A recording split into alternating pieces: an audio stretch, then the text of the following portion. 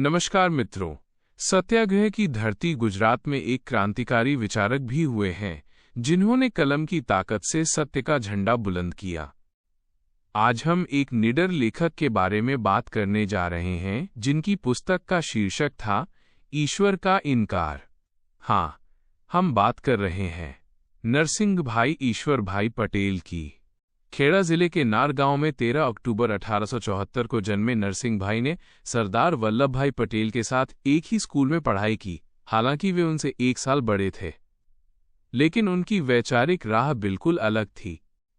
दोस्तों, जहां पूरा परिवार स्वामीनारायण संप्रदाय को मानता था और वो स्वयं शिव मंदिर में दीपक जलाए बिना भोजन नहीं करते थे, वहीं नरसिंह भाई 25 वर्ष की आयु में आर्य समाजी और बाद में नास्तिक बन गए। उनका स्वभाव शुरू से ही विद्रोही था। जब उनके पिता ने उनके बड़े भाई की शादी में दहेज की मांग की तो उन्होंने खुलकर इसका विरोध किया। उन्होंने दहेज के पैसों से पढ़ाई करने से इनकार कर दिया और कॉलेज छोड़ दिया। 1902 से 1905 तक उन्होंने वडोदरा में लाइब्रेरियन के रूप में काम किया, जहां उन्होंने व्यापक रूप से अध्ययन किया और अपने विचारों को सुदृढ़ किया। उनकी कलम क्रांति की ज्वाला थी। उन्होंने 1907 में गैरीबाल्डी और 1909 में प्रेसिडेंट महावीर गारफील्ड नामक पुस्तकें लिखीं। इन किताबों में क्रांतिकारी विषय थे। नतीजतन ब्रिटिश सरकार ने तुरंत उन पर प्रतिबंध लगा दिया। इतना ही नहीं, गायकवाड़ी राज ने उन्हें बंगाली से बम बनाने पर एक किताब का अनुवाद करने के लिए 6 साल के लिए निर्वासित भी कर दिया। विदेश में रहते हुए उन्होंने टॉल्स्टॉय की पुस्तकें पढ़ीं, जर्मन भाषा सीखी और 1920 में भारत लौटकर शांति निकेतन में शिक्षक बन गए। 1924 में उन्होंने मासिक पत्रिका पाटीदार शुरू की। 21 साल तक इसे चलाते हुए उन्होंने पाटीदार समुदाय की रूढ़ियों पर प्रहार किया। उनका लक्ष्य क्या था? पाटीदार को चलाने का अंतिम लक्ष्य एक पाटीदार को एक पाटीदार, एक आदमी बनाना है माइनस। यह स्पष्ट रूप से इस तरह लिखा गया था। उन्होंने 1930 के सत्याग्रह में भी भाग लिया और जेल गए। खान अब्दुल गफ्फार खान भी आनंद में उनके घर पर रहे। और अब बात करते हैं उनके सबसे बड़े विद्रोही रुख की। जब कस्तूरबा गांधी जगन्नाथ मंदिर गईं तो गांधी जी ने उनसे तलाक मांग लिया। नरसिंह भाई ने भी गांधी जी को पाटीदार में चुनौती दी और लिखा, पुरुषों का सदियों पुराना प्रभुत्व महात्मा गांधी में भी पूरी तरह से समाप्त नहीं हुआ है। नारीवादी आंदोलन शुरू होने से पहले ही उन्होंने लग्न प्रपंच जैसी सर्वकालिक यादगार पुस्तक लिखी थी। नरसिंह भाई ईश्वर भाई पटेल एक क्रांतिकारी थे जिन्होंने अपनी कलम से समाज में व्याप्त हर पूर्वाग्रह और रूढ़िवादिता को नष्ट करने का प्रयास किया। जब सत्याग्रही को भुला दिया जाता है और झूठग्रही को महिमा मंडित किया जाता है तो समाज का पतन होता है। नरसिंह भाई जैसे विचारकों को याद रखना हमारा कर्तव्य है। दोस्तों, आपको इस महान क्रांतिकारी के बारे में कैसा लगा, हमें कमेंट में जरूर बताएं। और अगर आपको ये वीडियो पसंद आया हो तो हमारे चैनल को लाइक और सब्सक्राइब करना न भूलें। जय हिंद। अध्याय 1। यात्राधाम में सूर्योदय। उम्र के उजाले में परिपक्व गिरनार पर्वत श्रृंखला की चोटियां भव्य रूप धारण करने लगीं। उस समय मैं एक चोटी पर अपनी निद्रा से जागकर बाहर आया। बच्चे अभी भी अपनी मां के साथ नींद का आनंद ले रहे थे। जब मैं बाहर आया तो दुनिया एक अतुलनीय सौंदर्य धारण करने लगी थी। पश्चिम में राखेंगर का प्राचीन शहर जूनागढ़ धीरे धीरे जाग रहा था। उसके दीपक एक एक करके बुझ रहे थे और उसकी जगह पूर्व में उगते सूर्य का प्रज्वलित प्रकाश मंद पड़ रहा था। नीचे घाटी में 1-2 दीपक थे, वे भी बुझ गए। धीरे धीरे प्रकाश बढ़ता गया और मेरी दृष्टि भी बढ़ती गई। जूनागढ़ के दूसरी ओर रेल की पटरियां दिखाई देने लगीं और वे सूर्य के प्रकाश में उसकी प्रकाश रेखा की तरह अनंत तक फैली हुई प्रतीत होने लगीं। सामने वंथली गांव गतिमान प्रतीत हो रहा था। वृक्ष, सरोवर, पर्वत शिखर और प्रकृति की अनेक वस्तुएं संसार की शोभा बढ़ाने लगीं, मन को आनंद देने लगीं। महात्मा के चरित्र का सौंदर्य कुछ समय बाद स्पष्ट रूप से देखा जा सकता है। इसे दूर से स्पष्ट रूप से देखा जा सकता है। ये वस्तुएं भी दूर से स्पष्ट रूप से सौंदर्य प्रदान करती हैं। ऋषियों और मुनियों के आश्रम और मंदिर चारों ओर दृष्टि क्षेत्र में समाये हुए हैं। इसके नीचे एक और भैरवजप का शिखर दिखाई देता है। शिखर को देखकर एक एक करके अपने द्वारा भोगे गए अनेक कष्टों का स्मरण हो आता है।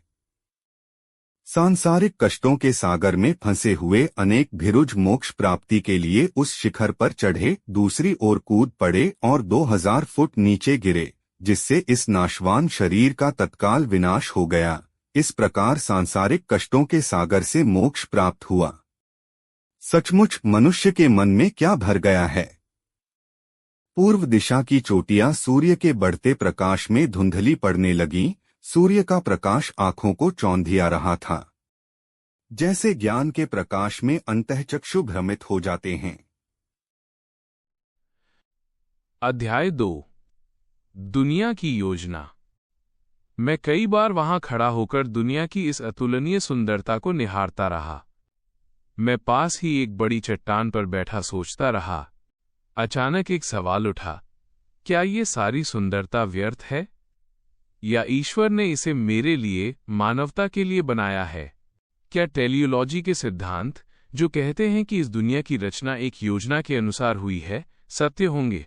और फिर क्या कोई ईश्वर होगा जिसने इस दुनिया को ऐसी योजना के अनुसार बनाया हो? क्या यह प्रश्न गंभीर नहीं है? एक के बाद एक ऐसे कई सवाल मेरे मन में तेजी से उमड़ रहे थे। अगले ही पल मेरे मन में विचार आया कि ये चट्टान जिस पर मैं बैठा था, क्या ये कोई पत्थर था जिसे ईश्वर ने जानबूझकर मेरे बैठने के लिए रखा था, या ये किसी पहाड़ की चोटी से किसी कारण से गिर गया था और मैंने इस पर बैठकर इसका इस्तेमाल किया था? क्या ईश्वर ने दुनिया इंसान के लिए बनाई थी, या इंसान ने उसकी बनाई दुनिया का इस्तेमाल किया था? और सिर्फ इंसान के लिए ही क्यों? क्या इंसान इतना महत्वपूर्ण है कि ईश्वर को जानबूझकर इंसान के लिए दुनिया बनाने की जरूरत पड़ी? और फिर ईश्वर ने खुद इंसान को किसके इस्तेमाल के लिए बनाया? इस दुनिया में इंसान कौन है? इसमें उसका क्या स्थान है? विचारों का विस्तार हुआ। मनुष्य कौन है? इस प्रश्न ने दृष्टि को संसार की अनंतता की ओर खींचा। गिरता हुआ पहाड़। ये पृथ्वी जो ऊंचे से नीचे और दूर तक दिखाई देती है, पूरी पृथ्वी पर विचार करने पर कुछ भी नहीं है। ये पृथ्वी के एक कोने में कहीं संतरे पर दिखाई देने वाले कण की तरह गिर रही है। और यह पृथ्वी सूर्य के अनेक ग्रहों में से केवल एक छोटा सा ग्रह है। आकाश में ऐसे सूर्य हैं जो विशाल हैं और ऐसे क्षेत्र में घूम रहे हैं जहां मानव दृष्टि नहीं पहुंच सकती। अभी भी कई तारे हैं जो प्रकाश की गति के बावजूद, लाखों वर्ष बीत जाने के बाद भी अपना प्रकाश हमारी पृथ्वी को नहीं दिखा पाए हैं। जब मनुष्य अज्ञानी था तो वह मानता था कि सूर्य और संपूर्ण ब्रह्मांड उसकी पृथ्वी के चारों ओर घूमते हैं और मनुष्य उस पृथ्वी का सबसे महत्वपूर्ण व्यक्ति है। वह स्वयं को ब्रह्मांड का केंद्र मानता था। लेकिन जैसे जैसे ज्ञान के प्रकाश ने उसके क्षितिज का विस्तार किया, उसे एहसास हुआ कि सागर इतना गहरा है कि वो उसकी तलहटी को छू भी नहीं सकता। सीमित शक्ति वाले मनुष्य का ज्ञान सदैव सीमित ही रहेगा। सर्वशक्तिमान होने या बनने का दावा करने वाले मनुष्य का अभिमान झूठा है। इस विशाल आकाशीय पिंड और उसके अनंत अंतरिक्ष में निरंतर विचरण करने वाले आश्चर्यों की तुलना में इस पृथ्वी का क्या अनुपात है? और उस पृथ्वी कण पर इस छोटे से टीले पर बैठकर सोच रहे इस मनुष्य का समस्त संसार में क्या हिसाब है? फिर मनुष्य समस्त संसार के केंद्र में कैसे हो सकता है? ईश्वर ने मनुष्य के लिए अनंत आकाश के तारों की व्यवस्था किस काम के लिए की है? तो फिर क्या भगवान ने दुनिया और इस पूरे ब्रह्मांड की सुंदरता मेरे लिए बनाई है, या मैं बनाई गई दुनिया का उपयोग करता हूं? क्या यह प्रश्न गंभीर नहीं है? बरसात के मौसम में बादल गरजते हैं, हम उसके पानी से बीज बोते हैं। क्या ईश्वर हमारे लिए बारिश भेजता है, या ये प्रकृति के नियम से होती है और हम इसका उपयोग करते हैं? अगर ईश्वर बारिश भेजता है तो ये अनियमित क्यों होती है? सूखा इतनी बार क्यों पड़ता है? क्या यह प्रश्न गंभीर नहीं है? जब राज परिवार का कोई सदस्य मृत्युशैया पर होता है, हम हिंदू मंदिर, मुसलमान मस्जिद और ईसाई गिरजाघर जाकर प्रार्थना करते हैं, हे परम दयालु, हमारी विनम्र प्रार्थना सुनिए और हमारे प्रियतम को मृत्यु के मुंह से बचाइए। क्या ईश्वर ने हमारी प्रार्थनाएं सुनी, इसलिए हमारा प्रियतम बच गया, या प्रकृति के नियमों के कारण उसके शरीर में अनुकूल परिवर्तन हुए? क्या पूरे ब्रिटिश साम्राज्य के लोगों ने महारानी विक्टोरिया के लिए कम प्रार्थना की थी? फिर भी वे जीवित क्यों नहीं बचीं? क्या यह प्रश्न गंभीर नहीं है? अध्याय 3, परमेश्वर की योजना और उसका विकास। फिर एक और सवाल भी उतना ही गंभीर है कि अगर ये दुनिया किसी योजना के तहत नहीं बनी और इसका रचयिता ईश्वर नहीं है, तो फिर लोग अब तक इस पर विश्वास क्यों करते आए हैं? दुनिया के महापुरुष भी अब तक इस पर विश्वास क्यों करते हैं? क्या उन्हें इस बात का यकीन नहीं हुआ? यह प्रश्न भी उतना ही गहरा है, लेकिन इस प्रश्न को हल करने के लिए थोड़ा और गहराई में जाना होगा, प्राचीन और उससे भी प्राचीन इतिहास में जाना होगा। क्या मनुष्य अपनी पहली अवस्था में, जब वो जंगली था, जंगल में रहता था और जंगली फूल और फल खाता था, ईश्वर में विश्वास करता था? क्या वह उस ईश्वर में विश्वास करता था जिस पर आज लोग विश्वास करते हैं? क्या वह उस ईश्वर में विश्वास करता था जिसने बुद्धिमानी से संसार की योजना बनाई, जो इसकी मशीनरी चलाता है, इसके मामलों का प्रबंधन करता है और अंततः इसे नष्ट कर देता है? क्या पहली अवस्था में वो मनुष्य उस ईश्वर में विश्वास करता था जो हमारे लिए वर्षा भेजता है और हमारी प्रार्थनाएं सुनता है? स्वामी विवेकानंद कहते हैं, वो मनुष्य ऐसी किसी भी चीज में विश्वास नहीं करता था। उन्होंने एक व्याख्यान दिया कि लोग ईश्वर में कैसे विश्वास करने लगे और इसका विकास कैसे हुआ। ग्रांट एलन कहते हैं कि आदिम मनुष्य को ईश्वर के बारे में कोई जानकारी नहीं थी और उन्होंने ईश्वर के विचार का विकास विषय पर एक पूरी किताब लिखी है।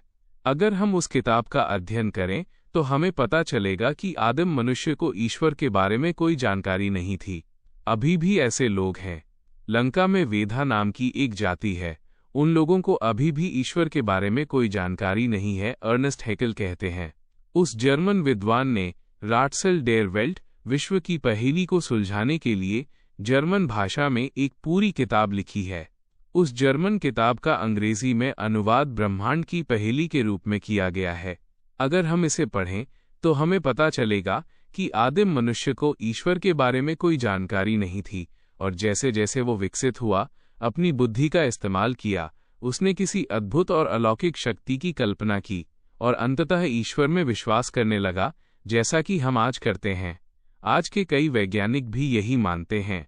आइए संक्षेप में इतिहास पर नजर डालें कि कैसे मनुष्य ने प्रकृति पर ऐसी अद्भुत शक्ति की कल्पना की और कैसे उन्होंने ईश्वर के अस्तित्व पर विश्वास करना शुरू कर दिया, जिस पर आज लोग विश्वास करते हैं।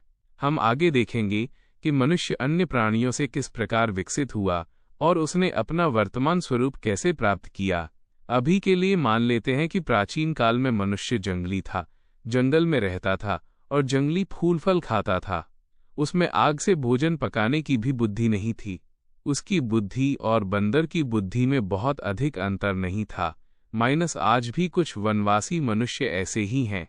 जब वर्षा के समय बादलों में बिजली चमकती थी तो वो चमकता और कांपता था, इसलिए उसने आकाश की किसी अपार शक्ति की कल्पना की।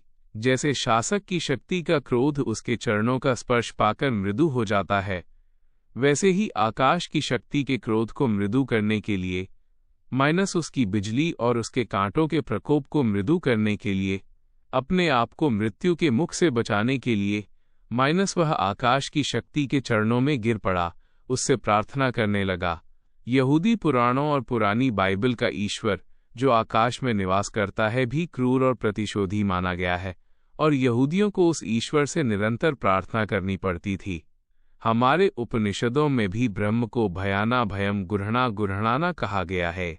धीरे धीरे वो प्राचीन मनुष्य नदियों, पहाड़ों, पेड़ों, जानवरों, पत्थरों और कई अन्य जीवित और निर्जीव चीजों में ऐसी शक्ति मानने लगा।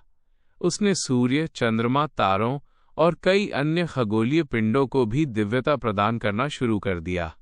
उनके प्रकोप से बचने के लिए या उनसे अच्छे परिणाम प्राप्त करने के लिए उसने उनकी प्रार्थना करना, उनकी पूजा करना, उन्हें दूर रखना सीखा, उनका त्याग करना सीखा, आकाश में सूर्य या चंद्र ग्रहण के बुरे परिणामों से बचने के लिए बलिदान करना और फिर दान देना सीखा।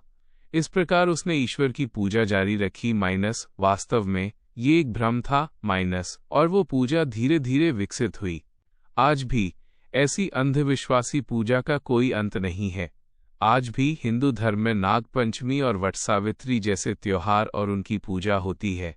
सोए हुए मनुष्य का शरीर शव की तरह एक स्थान पर पड़ा रहता है, फिर भी दिन के भ्रम के कारण वह स्वप्न में स्वयं को दिन के कार्य करते हुए देखता है। वो आदिमानव स्वप्न में भी स्वयं को ऐसे देखता है, मानो वो नदी पहाड़ों में विचरण कर रहा हो या शिकार खेल रहा हो। अतः उसने कल्पना की कि जैसे मेरे अंदर एक आत्मा है जो इस निर्जीव शरीर को छोड़कर दूर दूर तक विचरण कर सकती है, वैसे ही प्रकृति की निर्जीव वस्तुओं जैसे वृक्ष, नदी, पर्वत में भी एक आत्मा है और वो दूर दूर तक विचरण कर सकती है। उसने यह भी कल्पना की कि मनुष्य की मृत्यु के बाद भी उसकी आत्मा वहां विचरण करती है। इस प्रकार उसने अपनी कल्पना में देवी देवताओं को जन्म दिया, संसार की विभिन्न वस्तुओं में निवास करने वाले देवी देवताओं को जन्म दिया तथा भूत प्रेतों को भी जन्म दिया। परिणाम स्वरूप वो देवी देवताओं और भूत प्रेतों की पूजा करने लगा, पितृ पूजा करने लगा और श्राद्ध तर्पण भी करने लगा। आज भी बहुत सी हिंदू स्त्रियां अपने सिर पर जलती हुई अग्नि रखकर बलिया काका का अनुष्ठान नहीं करती, लेकिन जैसे जैसे मनुष्य ने अनुभव प्राप्त किया, जैसे जैसे उसकी बुद्धि का विस्तार हुआ, उसने अपने भ्रमों को देखना और उनसे बचना शुरू किया। या वो कल्पना करता रहा कि उसकी गलतियां सुधार दी गई हैं, वो अपनी कल्पना को निखारता रहा या कल्पना करता रहा कि उनमें सुधार किया गया है। परिणाम स्वरूप उसने पुराने भ्रमों से परहेज किया और नए बनाए। जब वो अपने पुराने भूतों और आसक्तियों के साथ चला तो नए पैदा हुए। सुधरे हुए बुद्धिमान व्यक्ति ने प्राचीन देवताओं और भूतों को गर्दन से पकड़कर भगा दिया, उनमें से कई को दफना दिया, लेकिन उनकी जगह उसने उनकी कब्रों पर सुंदर आसन बनाए और उन पर अपने पसंदीदा देवी देवताओं को बैठाया। जब बुद्धि को वे आपत्तिजनक लगे तो वह उन आसनों से देवी देवताओं को उठाता रहा। वो बचे हुए लोगों को एक के ऊपर एक बैठाता रहा। उसने अपने सर्वश्रेष्ठ देवता महादेव को सबसे ऊंचे स्थान पर स्थापित किया और उन्हें भगवान कहा। उन्हें अपनी कल्पना की सभी सिद्धियों से अलंकृत किया। उसने जितने भी देवी देवताओं और भूत प्रेतों के अच्छे आभूषणों का ज्ञान, शक्ति, दया, न्याय आदि उतार कर फेंक दिए थे, उन्हें अपनी कल्पना से परिपूर्ण बनाया और उनसे इस नए देव देवता को सुशोभित किया। उन देवी देवताओं और भूत प्रेतों के क्रोध, ईर्ष्या और प्रतिशोध के बुरे आभूषण उतारकर उन्हें जला देने के बाद जब उस प्राचीन मानव का जीवन नहीं चल सका, तब उसने शैतान, मार, माया आदि की काल्पनिक मूर्तियां बनाकर उन्हें वस्त्र पहना दिए। स्वामी विवेकानंद ने ठीक ही कहा है कि यदि किसी कुत्ते में ईश्वर की कल्पना करने की शक्ति होती तो वह निश्चित रूप से अपने ईश्वर को एक चित्तीदार कुत्ते का रूप देता। जहां मनुष्य ईश्वर की हर तरह से परिपूर्ण कल्पना करता है, वहीं वो उन्हें एक पूर्ण मानव के रूप में कल्पना करता है। उसकी कल्पना से मानव का रूप क्यों गायब हो जाता है? उन्हें सर्वशक्तिमान बनाने के लिए उन्होंने उन्हें हजारों हाथों से, उन्हें सर्वज्ञ बनाने के लिए उन्हें हजारों आंखों से कल्पना की। उन्होंने उन्हें दयालु माना, उन्होंने उन्हें न्यायप्रिय माना, लेकिन उन्हें वास्तविक रूप में कल्पना करते हुए जब उनकी दिव्यता में कई दोष थे तो उन्होंने उन्हें निराकार के रूप में कल्पना की। उन्हें गुणी के रूप में कल्पना करते हुए जब दोष थे तो उन्होंने उन्हें गुणहीन के रूप में कल्पना की।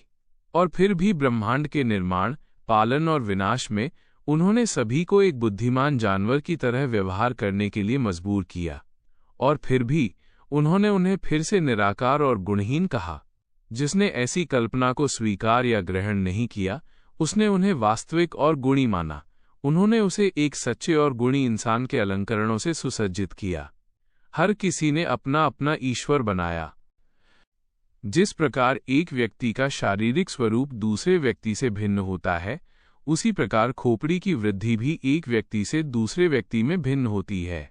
चूंकि सभी को अलग अलग संस्कृतियां प्राप्त हुई हैं, इसलिए किसी भी दो लोगों को एक जैसी संस्कृति नहीं मिली है। हर किसी की संस्कृति में कुछ न कुछ भिन्नता होती है, इसलिए उन संस्कृतियों द्वारा निर्मित विचारों और कल्पनाओं में भी कुछ न कुछ भिन्नता होती है, और इसलिए उन कल्पनाओं के अनुसार निर्मित ईश्वर का स्वरूप भी उस व्यक्ति की संस्कृति के अनुसार भिन्न होता है। इस प्रकार प्रत्येक व्यक्ति ने अपना ईश्वर स्वयं निर्मित किया है। जितने विचारक और कल्पनाशील लोग हैं दुनिया में, उतने ही ईश्वर हैं। वास्तव में ईश्वर मानव कल्पना की ही एक रचना है।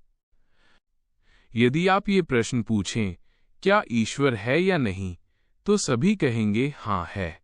किंतु यदि आप ये प्रश्न पूछें, वह कैसा है, तो सभी अलग अलग उत्तर देंगे। कुछ कहेंगे कि वो निराकार और निर्गुण है, अन्य कहेंगे कि वो साकार और गुणों से युक्त है, और इसलिए प्रत्येक मनुष्य ने अपनी कल्पना के अनुसार ईश्वर को अपने स्वरूप में, लेकिन पूर्ण अनुपात में रचा और उसे अपने ईश्वर के रूप में पूजता रहा। और फिर क्या इसमें कोई आश्चर्य की बात है कि 33 करोड़ हिंदुओं के 33 करोड़ देवता हैं? यहाँ यहूदी पुराण, पुरानी बाइबल से एक कहानी आती है। उस पुराण के पहले खंड में माइनस उत्पत्ति खंड में माइनस लिखा है, और परमेश्वर ने कहा, हम मनुष्य को अपने स्वरूप में, अपनी समानता में बनाएं, और वे समुद्री जीवों पर प्रभुत्व रखें। और परमेश्वर ने मनुष्य को अपने स्वरूप में बनाया। 1:26 लेकिन अगर हम उस मिथक के वाक्य को उलट दें, तो हम ऊपर बताए गए तार्किक निष्कर्ष पर पहुंचते हैं। और मनुष्य ने कहा, हम परमेश्वर को अपने स्वरूप में, अपनी समानता में बनाएं, और मनुष्य ने परमेश्वर को अपने स्वरूप में बनाया। इस प्रकार पुराण के अनुसार ईश्वर ने मनुष्य की नहीं, बल्कि मनुष्य ने ईश्वर की पूजा की, जैसा कि हमने इस अध्याय में देखा है। अध्याय 4, विश्वास और बुद्धि। जैसे जैसे मानव समाज अधिक संगठित होता गया, मनुष्यों के कार्यों के अनुसार उसके वर्ग बिखरते गए। आर्यों ने वर्ग विभाजन की इस व्यवस्था को कहा। उन्होंने समाज के विचारकों को ब्राह्मण कहा। उस वर्ग ने ईश्वर के बारे में सोचने का काम अपने हाथ में लिया। मनुष्य ने अब तक ईश्वर को जो रूप दिया था, उसे उन्होंने व्यवस्थित करना शुरू किया। जहां कहीं भी ईश्वर को अब तक प्राप्त रूप और गुणों में विरोध हुआ, उन्होंने उस विरोध को टालने का प्रयास किया। जब उन्हें अनेक देवताओं की योजना अपने विपरीत लगी, तो उन्होंने ईश्वर से कहा कि एकोई हम बहुस्यम में आको हम बहुस्यम में आपक्षयम में निरे आरणो शिशु नमाऊं तेरे चरणों में। उनकी संतुष्टि के लिए उन्होंने उन्हें वास्तविक पूजा के नियम भी बताए। परिणाम स्वरूप उन्होंने एक नहीं बल्कि अनेक देवी देवताओं की कांस्य या पत्थर की मूर्तियां बनाना शुरू कर दिया और ईश्वर के नाम पर उनकी पूजा करने लगे। और जब भी संसार को लगा कि ईश्वर की गाड़ी उनके बिना रुक रही है, उन्होंने उन्हें यहाँ बुलाया, और ऐसा करके उन्होंने अवतार की अवधारणा को भी स्थापित कर दिया। इस प्रकार ब्राह्मण वर्ग ने समाज को संतुष्ट करने के लिए गलतियां पर गलतियां करनी शुरू कर दी, और इस प्रकार आदान प्रदान करके, घर बार छोड़कर, तोड़ फोड़ करके, मिलकर और विखंडित होकर उन्होंने उस ईश्वर का निर्माण किया जिसकी समाज को आवश्यकता थी। इस प्रकार आदिम मनुष्य ने ईश्वर को जन्म दिया, और बाद के विचारकों ने उनका पालन पोषण किया, उन्हें महान बनाया। आगे कहा गया है कि सोते हुए मनुष्य का शरीर शव की तरह एक ही स्थान पर पड़ा रहता है, फिर भी दिन के भ्रम के कारण वह स्वप्न में स्वयं को दिन के कार्य करते हुए देखता है। आदिमानव भी स्वप्न में स्वयं को नदी पहाड़ों में विचरण करते या शिकार खेलते हुए देखता है। इसलिए उसने कल्पना की कि मेरे भीतर एक आत्मा है जो इस जड़ शरीर को छोड़कर दूर दूर तक विचरण कर सकती है। इस प्रकार इन विचारकों ने उस जीवन को जन्म दिया जिसे आदिमानव ने जन्म दिया, उसका पालन पोषण किया और उसका पालन पोषण किया। उन्होंने इसे जीवन आत्मा या जीवित आत्मा कहा। शरीर के मरने के बाद भी आत्मा वहां विचरण करती है, ये मानकर उसने उसे अमर मान लिया। उसने पितृपूजा, तर्पण, श्राद्ध आदि की अपनी योजनाएं बनाई, भूत प्रेतों को भी अपने मार्ग पर लाया, और इस प्रकार ईश्वर को केंद्र में रखकर उसने चारों ओर अनेक धागों का जाल बुना। आत्माएं, देवता, भूत प्रेत, उनकी मूर्तियां, उनकी पूजा अर्चना आदि, और मकड़ी की तरह ब्राह्मण विचारक स्वयं गुरु बनकर उस पर निगरानी रखने बैठ गया। ये कहना निस्संदेह उचित होगा कि समाज के इस विचारशील गुरु ने विज्ञान में भी अनेक प्रकार का ज्ञान अर्जित किया था। उन्होंने खगोल विज्ञान, गणित आदि अनेक विज्ञानों में अनेक विचार और अनुमान भी लगाए और खोजें भी की, लेकिन उनका प्रयोग भी उन्होंने कुछ गलत तरीकों से किया। समाज में सर्वज्ञ बनकर गुरु के रूप में अपनी स्थिति बनाए रखने के लिए उन्होंने खगोल विज्ञान से उत्पन्न ज्योतिष की कल्पना की और मनुष्यों का भविष्य जानने का ढोंग रचा। उन्होंने ग्रहों में पहले से ही जीवन का आरोपण कर दिया था, उनमें अच्छे बुरे गुण बताकर उन्हें मनुष्यों के भाग्य से जोड़ दिया। उन्होंने गणित को ज्योतिष की कुंडली के रूप में प्रयोग किया और इस प्रकार गुरु के रूप में अपनी स्थिति को सुदृढ़ करने का प्रयास किया। उन्होंने विवाह और मृत्यु जैसे सामाजिक मामलों पर भी अपना अधिकार स्थापित किया और इन मामलों में भी आदेश देना शुरू कर दिया। उन्होंने नियम बनाए और स्मारक बनाए कि समाज को ऐसे सामाजिक कार्य कैसे करने चाहिए। इस प्रकार गुरु ने स्वयं ईश्वर से उस समाज की समस्त प्रजा पर अपना अधिकार स्थापित किया। समाज का स्वामी बनकर समाज को अपना दास बनाया। उन्होंने समाज के लिए जो नियम बनाए, जो स्मृतियां रचीं, उन्हें उन्होंने धर्म कहा। उन्होंने अपने पास आने वाली सृष्टि की समस्त प्रजा को धर्म के दायरे में लाने और उन पर निगरानी रखने का प्रयास किया। समाज के बच्चों को शिक्षित करने का कार्य स्वाभाविक रूप से इन गुरुओं के हाथों में आ गया। उन्होंने मनमाने ढंग से समाज के छोटे बच्चों के मन में सच्चे और झूठे दोनों तरह के मूल्य थोपने शुरू कर दिए। इस प्रकार उन्होंने समाज को गुलाम बना लिया। बच्चे बहुत बुद्धिमान न बने, विचारक न बने। इसीलिए एक पोप ने आदेश दिया था कि बच्चों के मन की कठोरता बढ़ाने के लिए उन्हें बाइबल के कुछ अच्छे अच्छे अंश पढ़ाए जाएं। प्रभु की प्रार्थना, जो स्कूलों में प्रतिदिन इसी प्रकार पढ़ी जाती है, ऐसे ही आदेश का दूसरा रूप है। ये सभी राष्ट्रों, सभी जातियों के धर्मों का संक्षिप्त इतिहास है। इस तरह एक सुंदर धार्मिक वाद्य यंत्र तैयार हो गया। रंग भी रोगन से चमकाया गया। वो किसी विदेशी खिलौने की तरह सुंदर लगने लगा जिसे छड़ी से बजाया जाता है। उस खिलौने को देखकर बच्चा आनंद लेता, उससे खेलता, उछलता कूदता। उसे उसमें कुछ भी अजीब नहीं लगता। लेकिन क्या कोई वयस्क व्यक्ति उससे खेलेगा? वो उसकी रचना देखकर आश्चर्यचकित होगा, उसके कारीगर की प्रशंसा करेगा और एक बच्चे को उस खिलौने से खेलते देखकर उसे मजा भी आएगा। आखिर क्या उसे उससे गंभीरता से खेलना चाहिए था? संसार का मनुष्य धीरे धीरे बड़ा हो रहा था, बुद्धि के क्षेत्र में धीरे धीरे प्रगति कर रहा था। वह इस धार्मिक विचार से पूर्णतः संतुष्ट कैसे हो सकता था?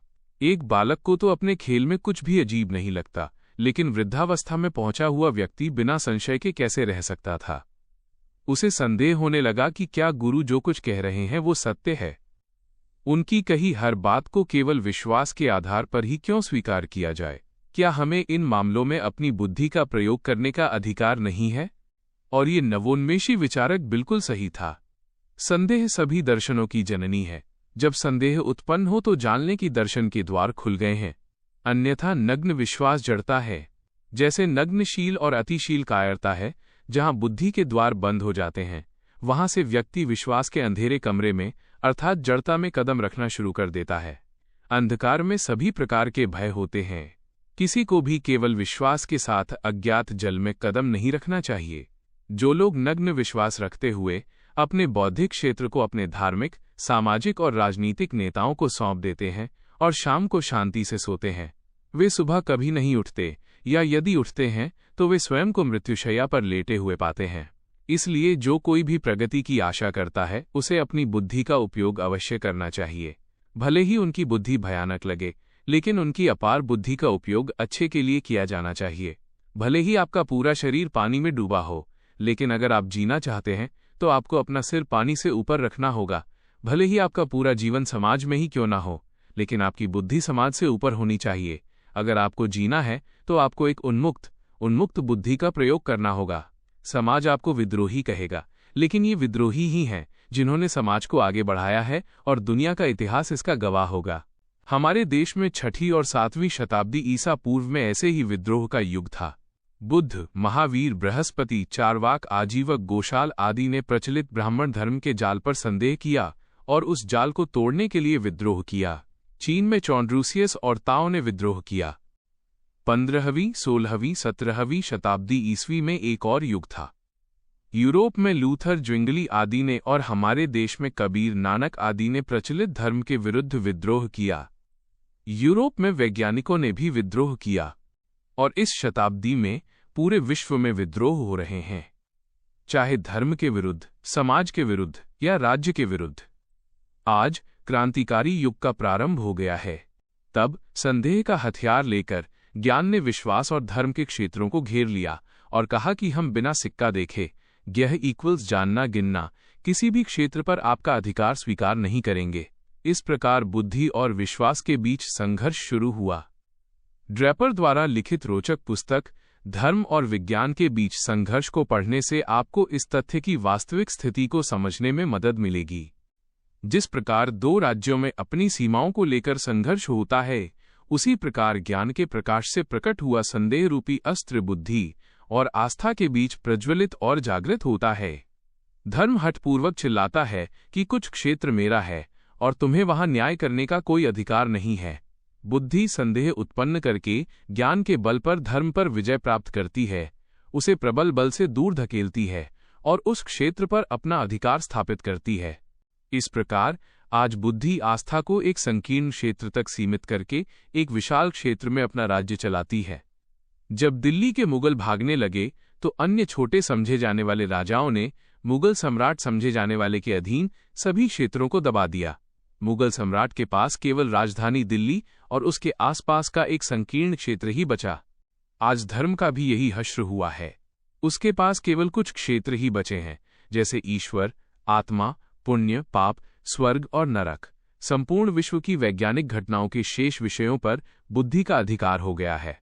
धर्म को अब इन प्रश्नों का उत्तर देने का अधिकार नहीं रह गया है कि ग्रहण क्यों लगते हैं, पृथ्वी की कुछ परतें कब, किस क्रम में और किन कारणों से बनी, ज्वालामुखी क्यों फटते हैं और भूकंप क्यों आते हैं। ये सच है कि उन क्षेत्रों से धर्म का सफाया हो गया है, लेकिन उसकी राजधानी अभी भी उसके क्षेत्र में है। जैसे मुगल सम्राट को अन्य क्षेत्रों से गद्दी से उतार दिया गया था, लेकिन राजधानी दिल्ली उसके हाथों में थी, वैसे ही धर्म भी अपने राजधानी ईश्वर को थामे हुए है और उस क्षेत्र तथा उसके आसपास के क्षेत्रों में अपना प्रभुत्व जमा रहा है। ईश्वर कैसा है, आत्मा का स्वरूप क्या है, पाप और पुण्य किसे कहते हैं, स्वर्ग में इंद्र कैसे विराजमान हैं और नरक में पापियों के लिए किस प्रकार की अग्नि है, इन प्रश्नों पर वह आज भी उन क्षेत्रों के साहसिक निर्णय देता है। लेकिन बुद्धि भी इतनी व्यापक है कि एक बार जिस क्षेत्र पर उसने कब्जा कर लिया है, वहां स्थापित हो जाने के बाद वो निरंतर आस्था के दूसरे क्षेत्र को दबाने का प्रयास करती है। 20वीं सदी के आरंभ में ही उसने अपने राजधानी ईश्वर पर आक्रमण करना शुरू कर दिया है। जब कोई छोटा बच्चा घर घर खेलता है तो उसके द्वारा रची गई सृष्टि उसे अव्यवस्थित नहीं लगती, सब कुछ व्यवस्थित लगता है। श्रद्धा धर्म को ये संसार व्यवस्थित लगता है। लेकिन फिर बुद्धि आस्था और धर्म से प्रश्न पूछती है और चिल्लाती है, अच्छा, अगर वो क्षेत्र तुम्हारा है तो मुझे प्रमाण दिखाओ। अगर तुम जिस ईश्वर को दिखा रहे हो वो दयालु है और अगर उसकी रचना सुनियोजित है, तो वो ज्वालामुखी, भूकंप, सूखा आदि उत्पन्न करके लाखों लोगों की जान क्यों लेता है? हिंसक पशुओं की क्या योजनाएं होती हैं? तुम कहोगे कि ईश्वर मनुष्यों को उनके पापों का दंड इस प्रकार देता है। लेकिन फिर जैसा कि तुम कहते हो तुम्हारा ईश्वर सर्वशक्तिमान है, तो अगर उसने संसार में पाप रचा तो उसने क्या किया? और अगर उसने एक बार इसे रचने में गलती की तो वो अपनी सर्वशक्तिमानता से उसका नाश क्यों नहीं करता? तुम कहोगे कि उसने मनुष्य को सीधे मार्ग पर लाने के लिए पाप और पुण्य का चाबुक रखा है। तो प्रश्न उठता है कि क्या तुम्हारा दयालु सर्वशक्तिमान ईश्वर मनुष्य को इस प्रकार कष्ट देकर सीधे मार्ग पर लाने के अलावा कोई और साधारण चमत्कार कर सकता है? अच्छा, अब दूसरा प्रश्न। प्रकृति के नियमों के अनुसार संसार में कोई अव्यवस्था नहीं है, लेकिन यदि तुम्हारे ईश्वर ने बड़ी बुद्धिमत्ता से इस संसार की योजना बनाई है, तो उसने शुतुरमुर्ग और मुर्गे को पंख क्यों दिए? वे उनसे बहुत दूर तक नहीं उड़ सकते। यदि उसने मनुष्य को स्तन दिए, तो क्या उनमें दूध दोहने की कोई योजना है? फिर क्या सुंदरता की कोई योजना है या कोई और योजना है? कुत्तों के संभोग को इतने विचित्र और विचित्र तरीके से आयोजित करने की क्या योजना थी? यदि कोई अनजाने में गिरकर मर जाता है या शराब पीकर जानबूझकर गिरता है और कुछ घंटे बाद उठता है, तो इसमें तुम्हारे ईश्वर की दयालु योजना क्या है? और अंत में प्रश्नों का प्रश्न। यदि तुम्हारा ईश्वर सर्वशक्तिमान है, तो क्या कोई दूसरा ईश्वर अपने जैसा दूसरा ईश्वर बना सकता है? या वो स्वयं को नष्ट कर सकता है? या वो रेत को पीसकर उसे तेल या पानी में मथकर मक्खन निकाल सकता है? ये और अन्य प्रश्न सुनकर श्रद्धा धर्म भ्रमित हो जाता है और फिर भी वो अपने हथियार नहीं डालता, अपनी जिद नहीं छोड़ता और अपने क्षेत्र को कसकर पकड़कर बैठ जाता है, एक गांठ बनाकर। बुद्धि ने कब इसकी परवाह की कि आस्था अपनी जिद छोड़ती है या नहीं। वो तो अपना हक सिद्ध करती रहती है, मानती है कि ईश्वर और आत्मा जैसे विषय भी उसके ही अधिकार क्षेत्र के हैं और उन्हें बुद्धि की कसौटी पर कसना और परखना उसका अपना अधिकार है। तो अब देखना है कि बुद्धि इन सभी विषयों पर क्या क्या व्याख्याएं देती है। धन्यवाद। मिलते हैं इसी बुक के भाग 2 में। दोस्तों, हमारी चैनल को सब्सक्राइब, लाइक और शेयर करना न भूलें। हमें आपके सपोर्ट की जरूरत है। बाय।